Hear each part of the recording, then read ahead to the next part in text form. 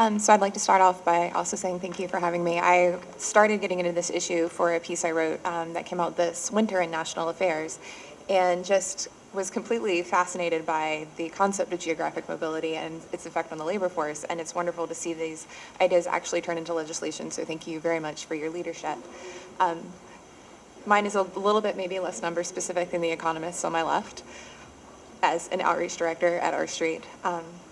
But I guess what I like about this is it feels like every time we turn around, there's always really bad news coming out of the labor force, right? Even the good jobs reports are always caveated with, well, unemployment rate has gone down, but the number of disaffected workers has increased, but the number of people who are working part-time but wish to be working full-time is too high.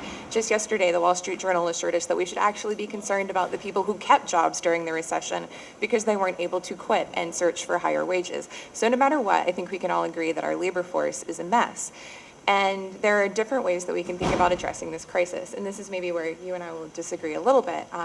So one of the ways that we've really focused on doing it is doing things like workforce training programs, which I'm actually a big fan of, but a lot of them haven't been incredibly successful so far. I think there were good changes in the recent reauthorizations, and I think there are ways to make these models better in the future. But that's one way, is training workers where they are to find jobs in their communities. Also, we've tried things like enterprise zones, where we try to tinker with the tax treatment or tinker with regulations so that we can bring businesses into a locality that is hurting. So you can think of all of this as sort of a place-based relief system, where you find an area that is struggling and you try to bring it up. Or we could say maybe that model isn't really working. If you look at most of the evidence on enterprise zones, empowerment zones, I hope that the promised neighborhoods serve better, but I don't think the evidence is very strong that they will be much more of a success. Maybe we should stop focusing on place-based relief and flip that model and think about moving people to where they need to be. Because it turns out, if you look at the numbers, geographic mobility is totally what sort of greases the skids of the labor force, right? It makes everything flow. It gets people from where they are to where they need to be. And it turns out that geographic mobility in America has really, really rapidly declined. We traditionally think of ourselves as this incredibly mobile labor force where, first we moved out west, then people from the south moved north. Then we invented air conditioning and people from the north moved back south, right? There are these big, massive migrations as people sort themselves across America into jobs where, their skills can be better utilized. But it turns out we're actually really moving less. We've moved less, it started declining I think in the 80s and has moved down steadily. So 2005 to 2010 is actually the lowest point for geographic mobility in America, as in Canadians move more than we do. Okay, that's maybe a problem. And so we're actually at the lowest point that we ever have been. And there are all sorts of reasons that people toss out for this. Maybe it's aging, maybe it's, sorting has sort of happened, but a lot of them don't hold up to scrutiny. There's just something that's wrong in our labor force. So one thing is clear, where we can definitely agree, is that geographic mobility has declined at the same time that income mobility is declining. There's a huge correlation there, and I think that a lot of it has to do with the fact that people are not moving into areas where they could be more productive. So I think we should abandon the model of place-based relief. I mean, maybe not completely abandon it. It doesn't have to be either or, but I like that this bill focuses on doing something different. So I think there's lots of benefits to the bill. First, it's a self-selection model. We're not forcing anyone to move. It's not paternalistic. There's no concerns like that. If you wish to find a better place to live, a place where you can be employed, then you can take advantage of the benefits in the bill. Second, it helps people leave struggling areas, which thins out, frankly, the ranks of the struggling in bad communities. So if you're in an area with high unemployment, moving you to an area of low unemployment is not just good for you, but it's good for the city that you came from, where you and your unemployed colleagues may be putting a strain on the public services that the city's offering. Third, it helps business find compatible workers from across the country, which increases business productivity. It makes them more likely to invest in human capital in the future, and when businesses become more productive, we obviously know they can hire more workers in the future.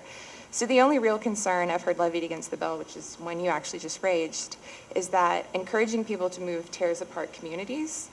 And I actually completely disagree with that, because I think community breakdown has correlated also very highly with the decline in geographic mobility. And I think something about having the entrepreneurship to move and having the example around you of people who move and take ownership of their lives helps make people more productive community members. So that would be my rebuttal to that concern. And also in this bill, no way forces people to move, it just gives you the option.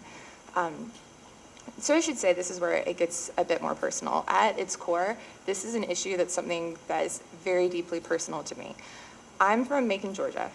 Macon, Georgia is a declining town of about 90,000 people right in the heart of the state.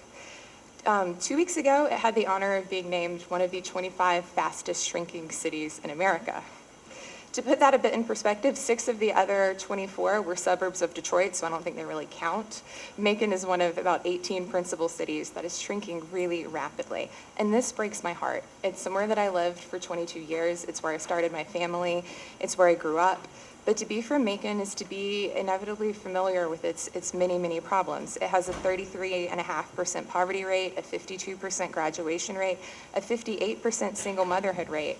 But to me, it's a lot more than statistics. It's closing factories, it's jobless citizens hanging out downtown, it's the violence that spawns in places where people have too little opportunity. So I had to personally take my family and leave, and obviously many others are making the same decisions. But I'm also keenly aware that many citizens in Macon don't have the wherewithal to get out. They didn't have the opportunities that I had, the push in the right direction, the ability to come somewhere where they could be more productive. And this bill gives them the opportunity to do that.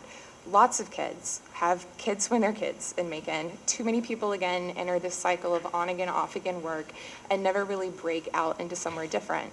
I count my blessings every day that I was able to do that, but many people don't have that opportunity. Which brings me to probably my only critique of the bill, and stop the presses because a conservative is about to say something crazy. I think the bill doesn't actually go quite far enough. Just by allocating money for relocation grants doesn't necessarily give people the information they need to be able to relocate. So one thing I discovered when I was writing the national affairs piece is that we've actually seen this play out before. In the 70s, there was an experiment in the South where 40 different unemployment offices offered different levels of services along with relocation vouchers. You could either just get a relocation voucher, you could get relocation vouchers and some brochures about work in another area, or you could get a relocation voucher with really intense counseling and training on how to find work in another area. And guess which one worked best? Obviously the third. Because there is a huge information gap for people when it comes to knowing where their skills could be better utilized. Obviously, I don't think we need quite the same heavy lift in counseling services that we needed in the 70s. We have the internet, we have software, we have all sorts of things to make this sorting a bit easier. But I do wish that we would offer more intensive services because our human capital is going to waste. And when we keep people in an area where their human capital goes to waste, it keeps the economy stuck.